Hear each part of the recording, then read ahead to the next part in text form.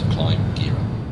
Hello everyone and welcome to another video with me, 320 Sim Pilot, and today an exciting video for you. We have the new scenery. This is a preview of an upcoming scenery from Aerosoft made by LimeSim, and it is of Lukla, of course, in Nepal. This is considered the gateway to Everest and also often called the world's most dangerous airport. It's a really remarkable place and it's been recreated lovingly in the sim by LimeSim. So this airport is obviously in Nepal and it is a high altitude airport. It sits almost at 10,000 feet above sea level, which makes it very unusual. It's also an incredibly short runway at just about 500 meters. And although there are shorter runways out there, it's also sitting at almost 13%, just over 12% gradient, which is really quite remarkable. Your average runway for a commercial aircraft or even a general aviation airfield, they're usually in the region of 0 to 1% gradient. We'd like to keep them relatively level, but this one is sitting around 12 to 13. It's quite something. It is a full 3D model of the airfield, and we're going to take a look at that in today's video as we go around all the different sort of buildings and some of the interesting animations and features. There's quite a few little hidden bits in it. It's really quite nice. We're also, of course, going to take some airplanes into the air and fly the really challenging and interesting approach into this airport in a few airplanes, and we'll see how big and fast we can make those airplanes as well. The scenery itself is, like I say, a full 3D model with photorealistic textures of the airfield, so you'll see in today's video how that works out for it. Now we'll talk later in the video about the performance issues of flying in and out of an airfield like this, as in the aircraft performance, not the sim performance. But I must say I didn't notice any sim slowdown using this scenery, which is nice. I think it's helped by the fact it's in such a remote area, even though it is such a detailed 3D object. And it's made as a separate 3D object overlaid over Microsoft Flight Simulator in order to let them have the detail that they wanted to have, which makes it slightly different. Has a bit of an issue if you want to have a wet runway. It doesn't quite show up because it's a 3D object, so that is one limitation of that. But this airport is named in honour of Sir Edmund Hillary and Sherpa Tenzing Norgay, and it has even got a statue to them in a garden right next door, which is really quite great. The authorities here don't let you fly in unless you have a lot of short takeoff landing experience, and we'll see why later in this video. Like I say, this is a preview. It is not yet complete. It's coming soon to Microsoft Flight Simulator. Hopefully in the next few days you'll be able to get your hands on this if you're interested. So please do enjoy the video as we look at the scenery and then take the airplanes into the air. Now, I'm sure we're all eager to get in the air and get flying and try out some takeoffs and landings on this amazing airport, but let's just take a look at the scenery to start off with, as of course that's why we're here today. So this is a 3D object overlaid on top of the normal Microsoft Flight Simulator scenery, a slightly different way of doing things, which has some drawbacks. One of which being, if you go to real weather and there's snow in the area, it just covers the whole runway in snow, and you can't really see it. It doesn't get cleared like it does on the other airports. Now the developer says, well, that's what would happen in the real Lukla Airport. It doesn't have snow clearing equipment, and I can sort of understand why.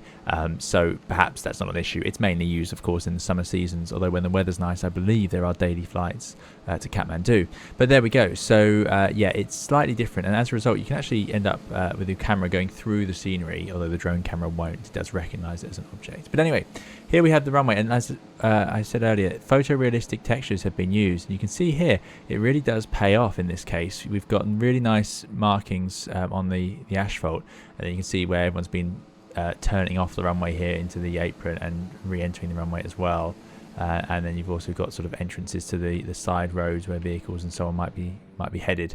So yeah, pretty nice. It gives it a good look, and it's especially good. This is the suffering side of photorealistic. You can end up with this sort of thing, but if you take it from the air, it gives you a really nice sort of authentic, worn out or well used runway. You've got, not worn out, but it is certainly well used. You've got the touchdown sort of markings here. Nice to see that the vast majority of touchdowns are in the very, very early part of this runway. No one's messing around and floating along because you just don't have the space to do it. Only just over 500 meters long, so yeah, very short.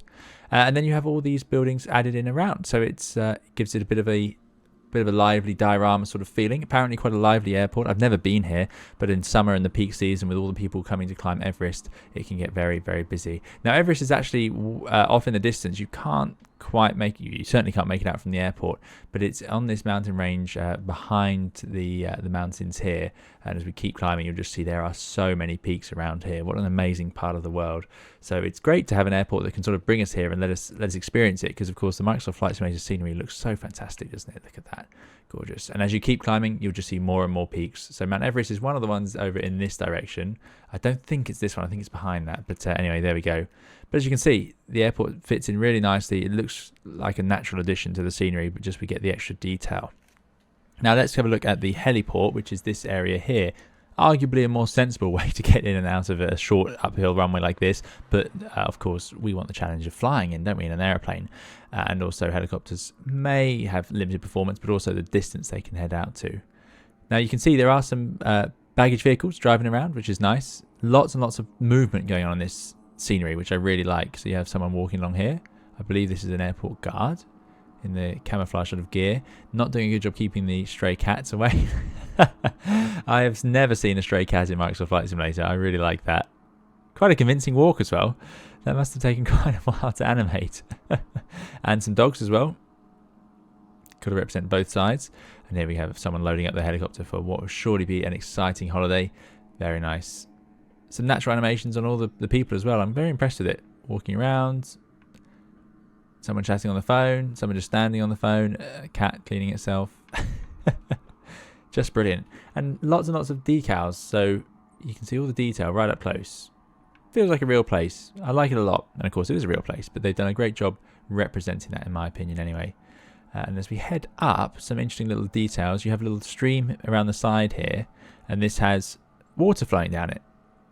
Really nice detail. Instead of just being the flat texture, it's got an actual sort of flow. The windsock does work and is guarded by these sheep, doing a great job looking after it. All animated as well. Chewing on the grass. Love it. More people walking around the fence, perimeter fence. As we head up, I'm not sure what this area is used for. We've got some exercising going on, so recreation perhaps. But yeah, I think you're getting the idea. Lots and lots of detail. They've thought of some really nice little things to add in here. And it all comes together really well. Baggage carts. Flags. The flag is animated as well. So this is the, I think it's a statue for, let me just get this right. So this is a statue for the Sherpa Tenzing Norgay and Sir Edmund Hillary. And this is their park being tended to. You've got someone working on the garden, being helped out by a little dog. Flag is great. It doesn't change with the wind, though. It is just animated, but it still looks great. Nice feature to have. The windsock, of course, being a Microsoft Flight Simulator windsock down here, does animate with the wind. And there's the statue. So lots of colour, as you'd expect. It's sort of what you'd hope for if you were coming to a place like this. And you've got the correct hotel names and cafe names around it. I mean, what a place to sit and have a coffee after you've climbed Mount Everest and just sit and watch the airplanes launching off from this runway 24 down that almost 13 degree slope. Lukla Airport, of course, labelled properly. And we have a lodge up here. Imagine staying there. That'd be fantastic. Worth going just for that, really. I know the aviation enthusiasts out of us would happily just stay at the airport. Let your friends go and climb the mountain. We don't need to do that. Lots of decoration with these colourful flags along the post. Really nice. And then the main parking area. Drive in, drive out, of course. No pushback tugs. So you've got just stand 1, 2, 3, 4. That's all you get. And there are some marshals, I believe, in the real airport that would guide you onto which stand they want you on and so on. Apparently it gets very, very busy, so I think it can get quite congested in here. So you've got the new terminal building here, and as we go left, you've got the older terminal building. So it's had an extension, which has even got some interior parts built. A discussion going on here, quite an animated discussion about the baggage. Perhaps they've been waiting for a bit of a long while. And as we head out the back, you can see the exits. Look at this, all the labels. Welcome to Tenzing Hillary Airport, Lukla. Isn't that great? Over here you actually have an airline office as well, Summit Air. So yeah, I think overall a really, really nice package, and you just step back a little bit and it just looks absolutely lovely. And as you get closer in, it just keeps it up by adding in some animations and a bit of life into the feeling of it all. Here's that twin otter being loaded up rather casually. There are extra animals around the airplane.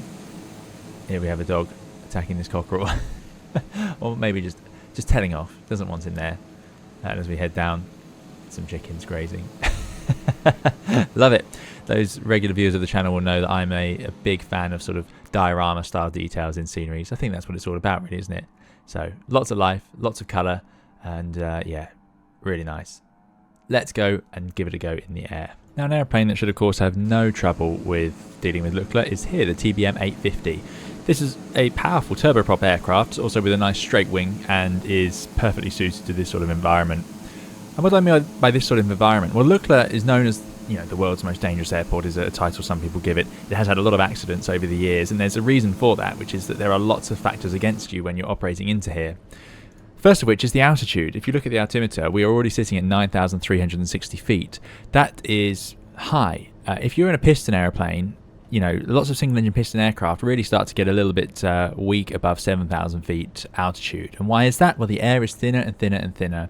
It's great for cruising because it means you burn less fuel. There's less resistance on the aeroplane, and it's therefore can go quicker through the air and everything like that. It's great. It's where jet aircraft love to be. But the downside is performance, and even jet aircraft will struggle at this sort of altitude. It's actually sort of a bit of a sweet spot for turboprop operations, because with a turboprop aircraft, we get the instant response of the propeller and a little more bite in the air at these higher altitudes, or these mid-altitudes, sorry, while we also get the advantage of the nice straight wing to get us in the air quickly. A jet aircraft would struggle here with the slow acceleration and the need to be going much faster through the air.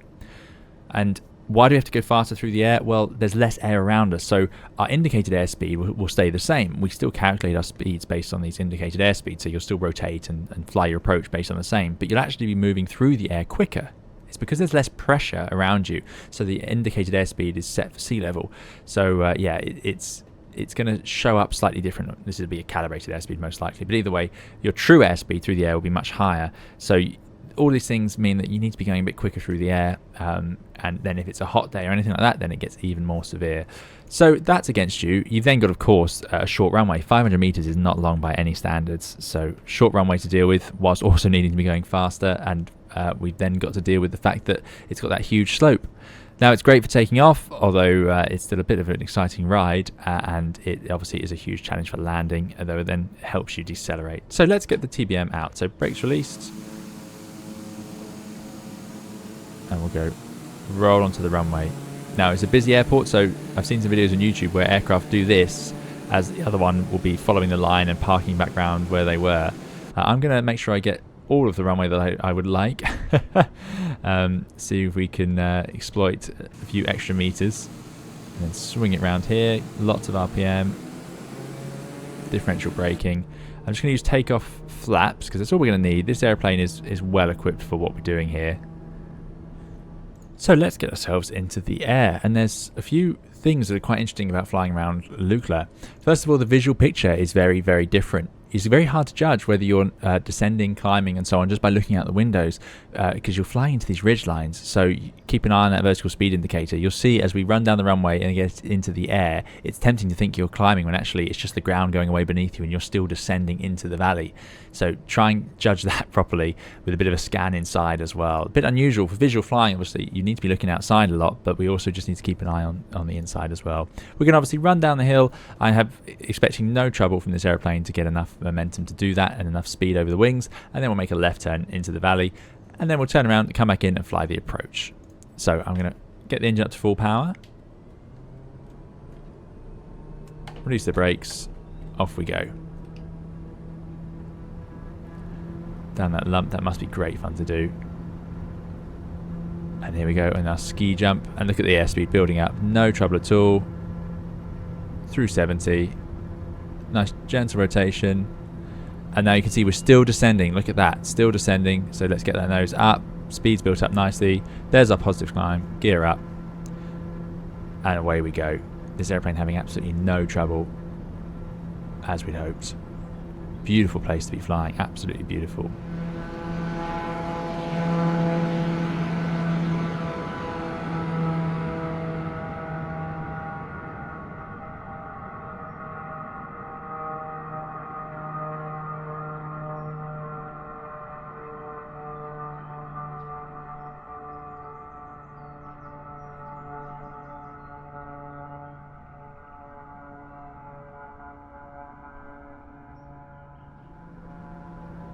And we're going to head away. Now, I haven't set up any instruments or anything like that. This is purely a visual sort of flying, and of course this is not an instructional video for flying into Lukla.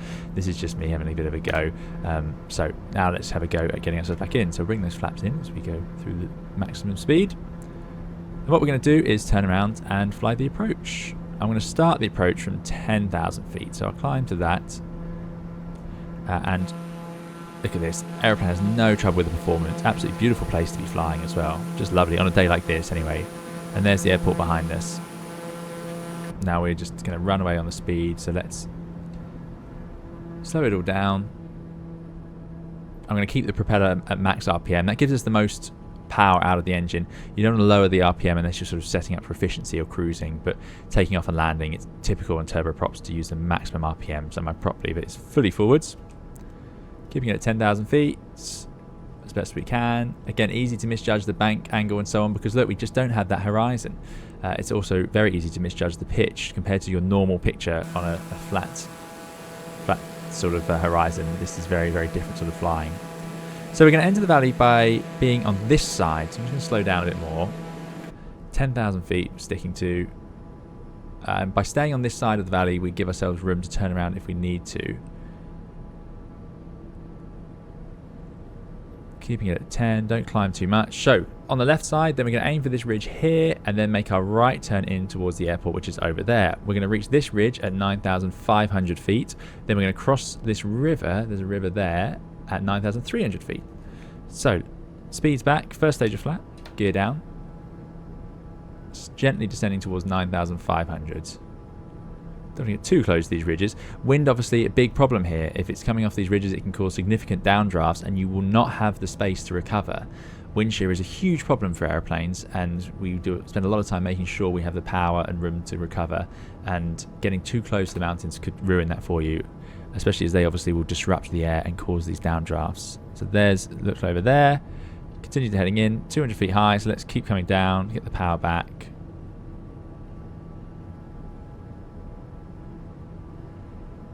Okay, starting our turn, getting back towards the profile. Right, now pointing at the runway, we want to be 9,300 feet as we cross over that river. Now the TBM has one problem, which is it's quite a sporty airplane, so if you've entered the pattern too fast, you could find yourself in trouble in terms of performance. But we are going to go to full flat for our landing today.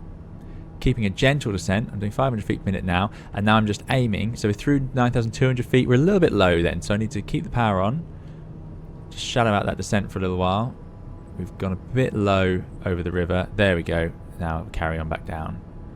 Aiming towards the runway the whole time, keeping a shallow descent on, keeping the power on for the flare so that we have some elevator authority. That's a tip I got from the video, which I'll leave in the description, that I used to see what the real pilots were doing. But we're not going to expect too much trouble in terms of performance in this airplane. Driving it towards that touchdown zone. We don't want to end up past those white markers ideally. Into the flare. Idle. There's touchdown. On the brakes. And then you would go into beta on the propeller. And as you can see, absolutely no trouble. I'm off the brakes now. I'm going to have to start going back into normal power. Quicker, quicker, quicker. And then you run out of energy. This is another thing that pilots flying here have to deal with. You've got to get that right. You do not want to roll backwards downhill, and you can't just go on the brakes or you'll just tail tip the airplane. Although, of course, that would be preferable to rolling off the other end. So, there you go. The TBM 850 having absolutely no trouble operating in and out of Lukla. What a great scenery. Just love it. So let's see if we can try out something a little different and see how well they can do at an airport like this.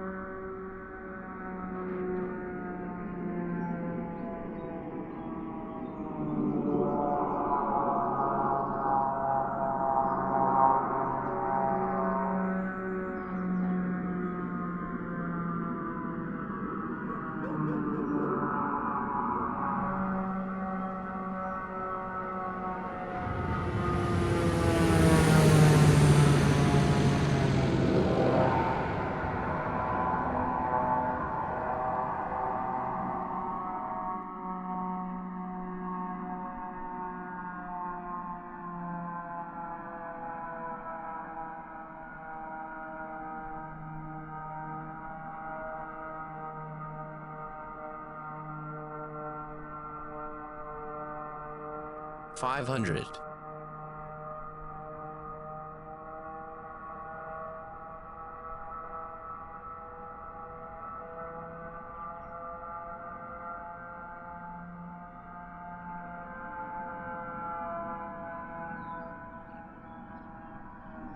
So now let's try something a little bigger in the DHC4 Caribou. This is a high-wing, short takeoff landing piston engine aircraft. So this should be a bit more interesting, but it is a very powerful of the piston engine generation, and also has a huge wing, which I think will give us plenty of room to get off the ground and also fly the approach. It may struggle for performance though. That's the only thing I'm concerned about, especially in the event of a go-around, which we'll have a look at on this flight today. So we'll see what do we do if we don't manage to land into Lukla. How would we go around, as it were, which is pretty limited options, as you can imagine, being that there's a wall at the end of the runway and then a mountain on the other side of that. But yeah, this airplane is pretty big. I mean, this is about as big as you're going to get in here. It also, the wingspan I think would not work. It wouldn't fit in this apron very well, and also overhangs the side of the runway, but we shall see. So let's take it for a spin. I really like this add-on. This is the one that Asobo released in Microsoft Flight Simulator. It's really great. The interior is just lovely, and it's an interesting and fun airplane with lots of maneuverability and some really different sort of handling. So I'm going to take it out. We're going to set quite a lot of flat for takeoff, but you'll see that this airplane actually gets off the ground even quicker than the TBM does. So I'm not even going to bother backtracking on the runway at all. We'll just swing it round and then hold it. Here we go, nose down. So we are ready to go. We've got a fair amount of flat, not full flat, but enough. We'll go full power on these roaring piston engines. All good. Brakes released. Down the ramp. And you'll see here, has absolutely no trouble. It just wants to fly this thing. And we'll go for our rotation. And we're away. Keep rotating until we're actually climbing. There we go. Positive climb. Gear up.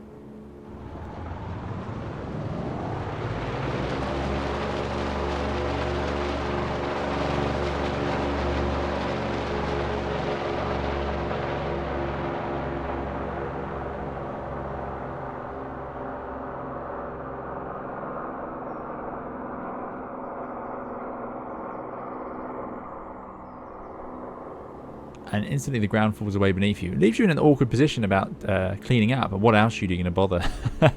Because we're, of course, much higher now. We're already at 9,500 feet. Coming up towards 100 knots. I'm going to bring the flaps in a stage. Flaps are actually up here. So we'll just go with one stage of flap, which we'll leave out for this flight now. Accelerate a little bit. Beautiful sounds. So, all pretty straightforward. Let's fly an approach and see what we do if it goes wrong and we can't get into the airport. Okay, so here we are back at 10,000 feet heading down the valley. There's Lukla Airport over there. So if we go around, we need to basically head back out this valley. You can't carry on up into it. So we're going to fly towards this ridge, make our turn in, and then if we go around, make a bit of a right turn, then full power, obviously, climbing as much as we can, and then a left turn all the way around, stay in the valley, and then come back out this way. So a bit of a right to give ourselves room, and then round and back out. Now we have to make that decision by the time we sort of cross that river at 9,300 feet. We just don't have a lot of room after that. So let's see if we can give it a go. So we've got the props at max, which are up here, and we've got the power set. Good. So I'm going to lower the gear. Down it comes. Now this airplane is really good for this sort of stuff. Like I say, pretty chunky to get in. The big problem with this airplane landing is that you'll end up with, and we just need to get down to 9,500 feet, remember, by that ridge line. Nice and gently though. This is a very slow moving airplane. We're not even doing 100 knots.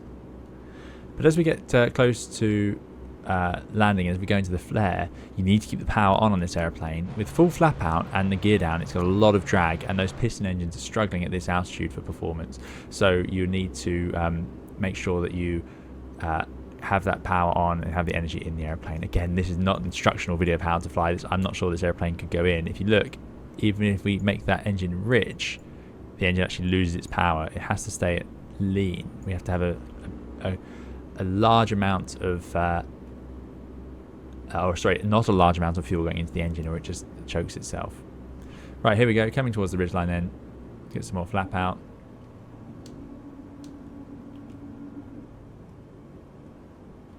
Now the advantage of this over the TBM is that we have no trouble with energy.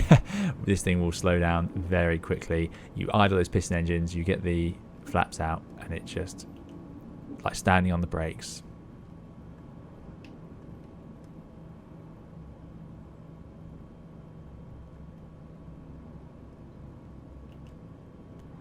Okay, turning right now in towards Lukla.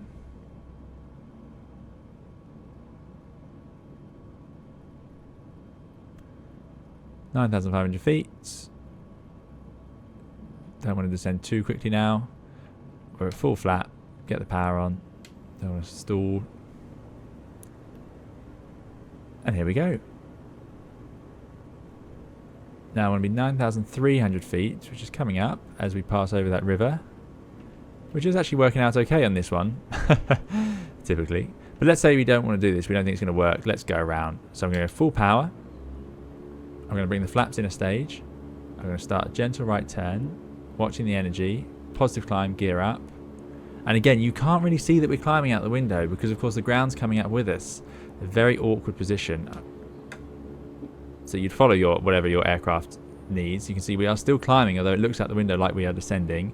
Watching that speed, don't want to get too slow. And now I'm making a left turn. Keeping the airspeed. Keeping it wide so that we have room, because I need to make this turn in this valley. 500 feet per minute climb. Airspeed's still good, 90 knots. And this is such a slow airplane. It's once again given us fantastic amount of room to do this. And there we go. But you can see the challenge of doing that any lower down. Could be very difficult. And then out the valley.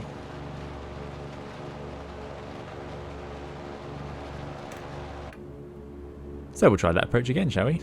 Right, so in we come again. Getting the power back. Gear down. Some flap out. Need to descend to 9,500 feet.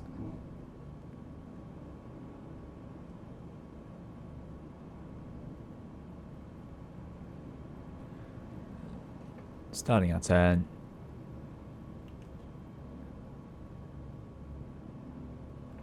Getting to the rest of the flap out.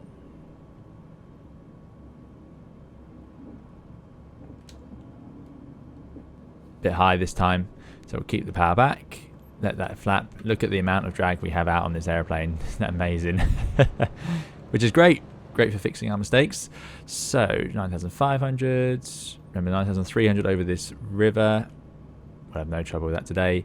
But the trick now is we don't want to continue that descent. You can see we're doing 1,000 feet per minute. So let's start shallowing out now, getting back to what we would expect to be doing. So just under 500 feet per minute.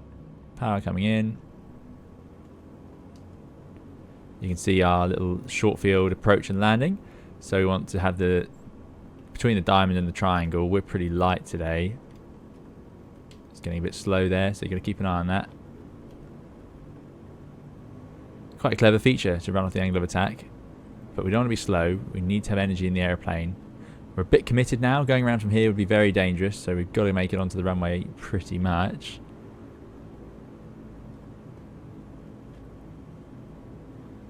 Getting a bit slow, power on, keeping the power on for the flare. And there we go, touchdown. And as you can see, this airplane, no trouble. I'm off the brakes already, slowing down up the hill.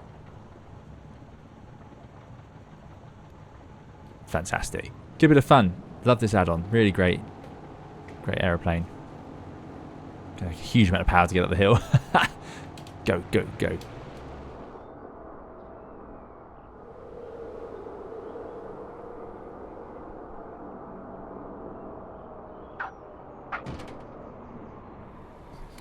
Now, if we want to get a bit silly with it, here is an aircraft that may be about the biggest that we can realistically get in and out in the sim, even slightly convincingly.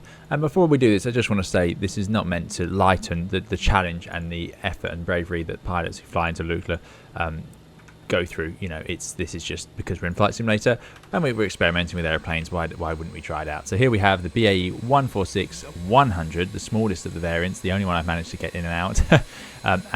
Yeah, we're going to lighten it up, remove all cargo, remove pretty much as much fuel as we can, and we'll see that actually this airplane has just about the right criteria to get it off the ground, mainly helped by that big wing with those huge flaps that allow it to get the energy into the amount of lift it needs to get off the runway. And again, landing is pretty tight, but also doable if you have just the right conditions and not too much weight. So let's jump in and I'm just going to set those up. So we'll go to the aircraft. We're going to have no passengers, please. So I'm going to put in 0 into there, start boarding, and that's done. And we're going to have no cargo either, so we'll just get that down to 0. We don't want any cargo. This is a real test. I think BA will be pretty happy if we manage to show it up as being able to do this. In terms of fuel, we've also got too much fuel on, so we're just going to drop that down to 2 tons. A bit more. We can have a tiny bit more. There you go, 1100s and 1100s. And let's give it a go. So, to do this, go release the parking brake.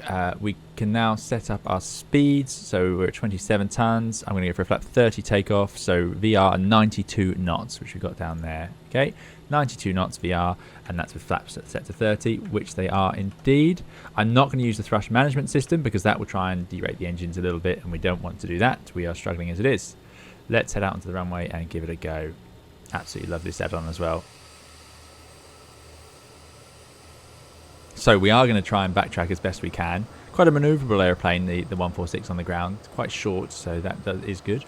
It's also good at short takeoff landing, so it's quite a good one for bringing into the landing phase because it has nice cushioned gear, big flaps. You know, obviously famous for flying in and out of London City. Now let's see if we can convince it to backtrack. I think we might just clear that twin otter wing, just about. Yep, that's good. And now we'll spin it round.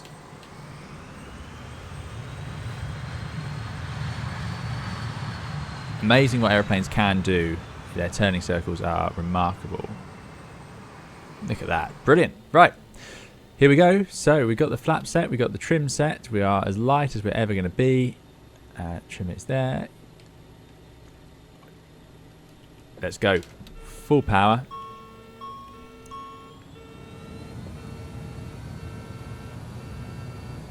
Why is it complaining? Let me just see if I got that right.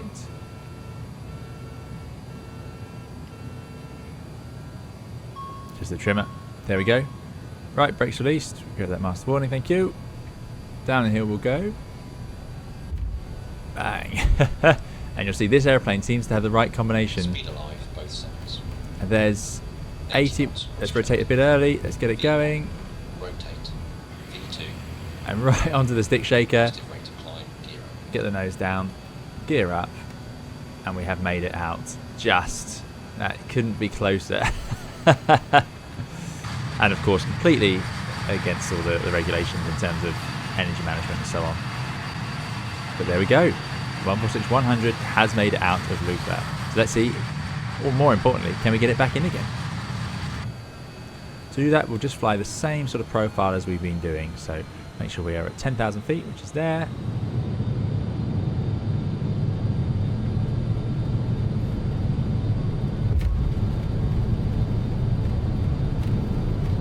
Speed alive, both sides. 80 knots cross-checked. V1. Rotate. V2. Positive rate of climb. Gear up.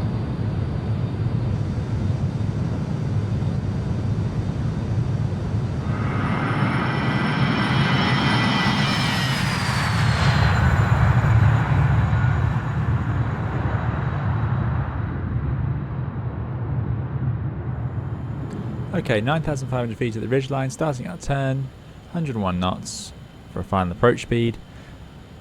And the key things for this landing are going to be getting the lift dampers up, getting the flare right. It will be an airplane with a lot of momentum. 9,500, we need to keep the descent coming here actually.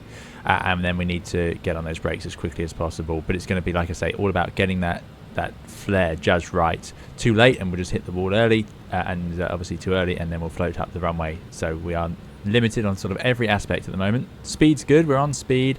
We're doing about 600 feet per minute, about right for this speed, so that's looking good. Driving towards the touchdown zone, getting ready with that spoiler. Now you can see we're just getting a bit slow just at the end here, so get the power in, get the power in, get the power in. Plus 100. Into the flare. Minimums. 50, 30, 10. Speed Let's alive, touch down, both sides. get on those brakes, get the Ground idle. lift dampers out, get the nose down. Yellow and green spoilers. Brake pressure seen. 80 knots. Are we going to stop? Are we going to do it? Ooh! Ha! There we go.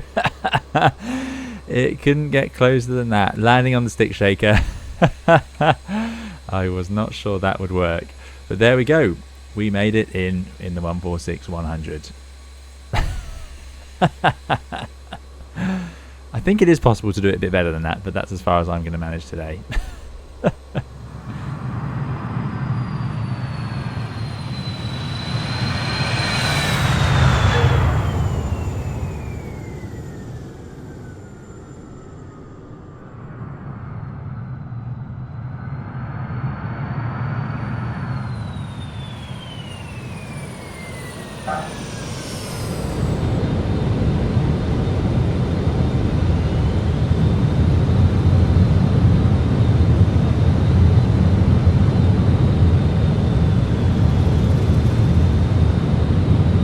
Ground idle.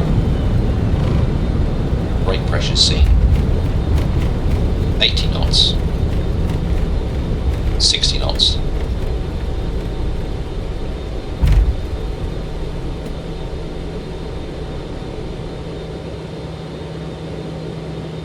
So that's all for today's video. Thank you so much for watching. I hope it's been interesting for you. A really amazing airport, and what a great part of Microsoft Flight Simulator and the world to be able to fly around in. It's a really detailed add-on with lots and lots of different little features to like and enjoy, especially those little animations and Easter eggs. So I really enjoyed that. There'll be plenty more videos like this, as well as live streams and guides and tutorials for flying aircraft on the channel. So do please subscribe if you'd like to see those. Otherwise, we'll see you again in another one of those videos in the future. Do please keep safe and well. Thank you for watching. Bye bye.